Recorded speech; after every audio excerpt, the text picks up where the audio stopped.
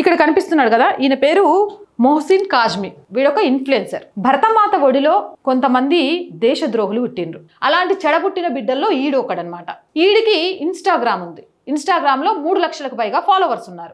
AI content క్రియేట్లతోటి భారతదేశం మీద ప్రపంచ దేశాలకు భారతదేశాన్ని తక్కువ చేసి చూపించడానికి తెగ ప్రయత్నం చేస్తున్నాడు. అరుణాచల్ ప్రదేశ్ లో చైనా సైన్యం 60 కిలోమీటర్ల లోపలి వరకు అతిక్రమించి భారత్ సైన్యాన్ని నియంత్రించిందని, మోడీ ప్రభుత్వం మాట్లాడటం లేదని తప్పుడు వీడియో పోస్ట్ చేశారు.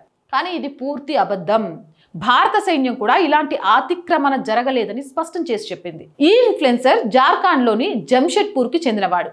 ఒడిశాలోని జిందల్ స్టీల్లో పనిచేస్తున్నట్లు చెప్పుకుంటాడు.